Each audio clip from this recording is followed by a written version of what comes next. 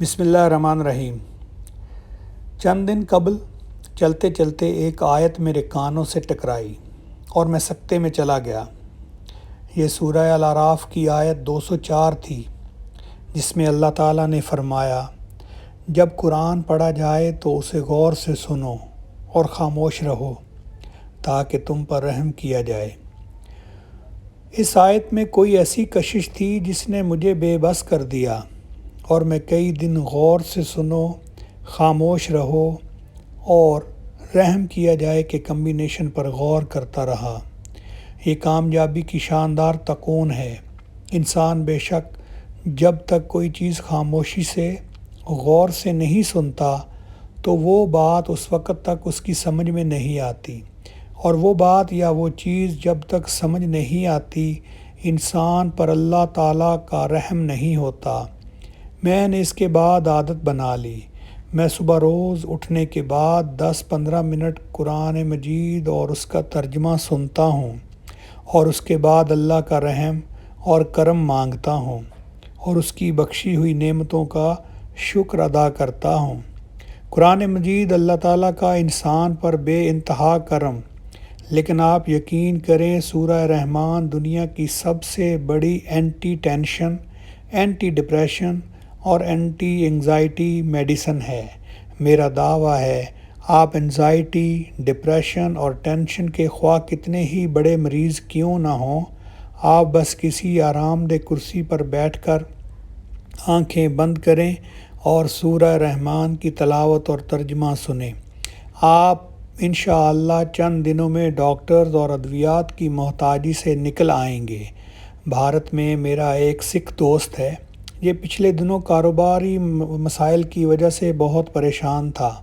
اسے 2 دن تک نیند نہیں آتی تھی۔ اس نے مجھ سے مشورہ کیا اور میں نے اسے سورہ رحمان کا لنک بھجوا دیا۔ اس نے میرا دل رکھنے کے لیے تلاوت شروع کر دی۔ چوتھے دن اس کا فون آیا اور وہ ہچکیوں کے ساتھ رو رہا تھا۔ اس کا کہنا تھا، جاوید صاحب، میری ساری پریشانیاں ختم ہو چکی ہیں۔ میں سارا دن اپنے رب کی بلیسنگز گنتا رہتا ہوں۔ صبح سے شام ہو جاتی ہے مگر اللہ کی بلیسنگ کی فہرست مکمل نہیں ہوتی۔ اس کا کہنا تھا، میں نے کل رب کی نعمتوں اور اپنے مسائل کی فہرست بنائی تو آپ یقین کرو رب کی مہربانیاں پہاڑ اور میرے مسائل چٹکی برابر تھے، اور یہ مسائل بھی میرے اپنے پیدا کیے ہوئے تھے۔ قدرت کا ان میں کوئی قصور نہیں تھا۔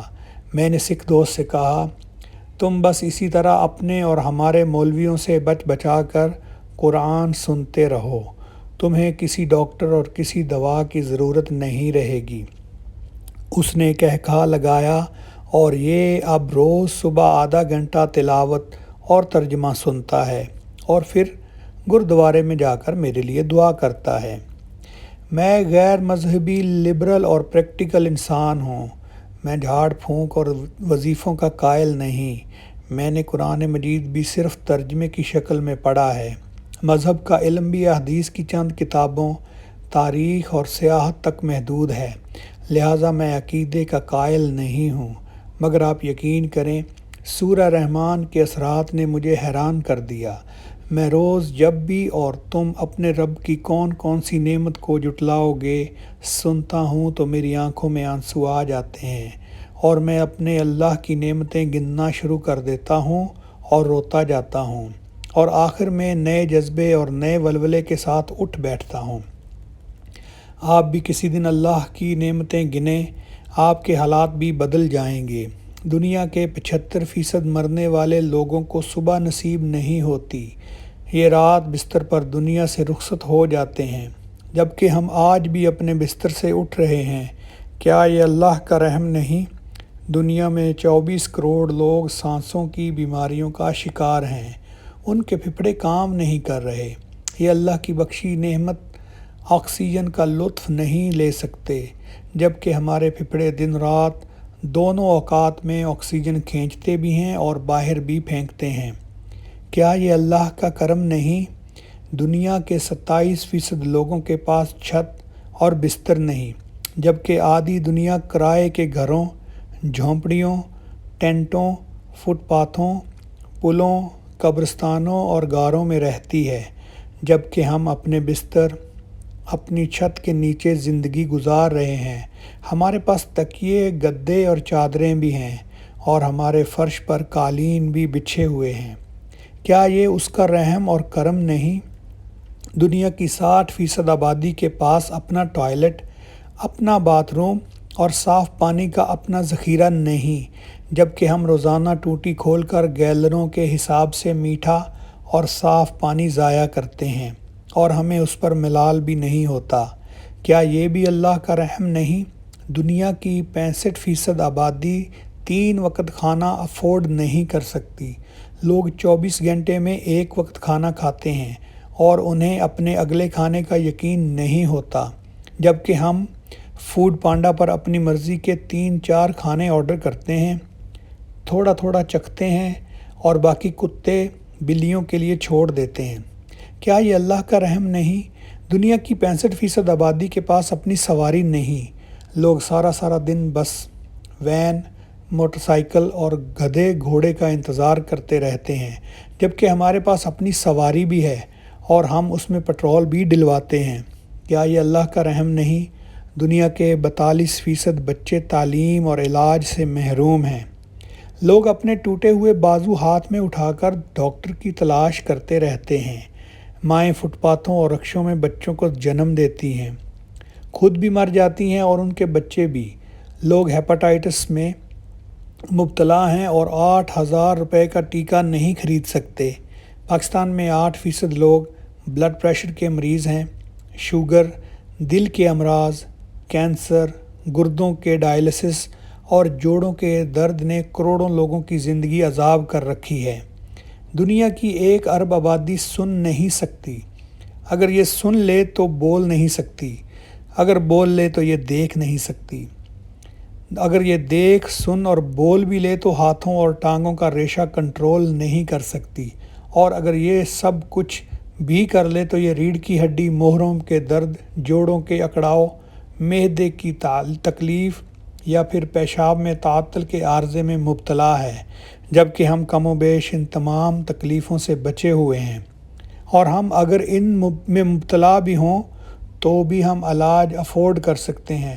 دنیا میں اربوں لوگ اپنی تعلیم پوری نہیں کر پاتے، یہ اسکول نہیں جا سکتے، یا پھر یہ مالی حالات کی وجہ سے تعلیم ادھوری چھوڑنے پر مجبور ہو جاتے ہیں۔ دنیا میں اربوں لوگ خالی جیب پھرتے ہیں، ان کے پاس بینک بیلنس، سیونگ اور پلاٹس نہیں ہیں، اور یہ مستقل روزگار سے بھی محروم ہیں۔ یہ روزی کے لیے روز نکلتے ہیں اور خالی ہاتھ واپس آ جاتے ہیں، جبکہ ہم چیک سائن کر سکتے ہیں یا ATM سے رقم نکال سکتے ہیں۔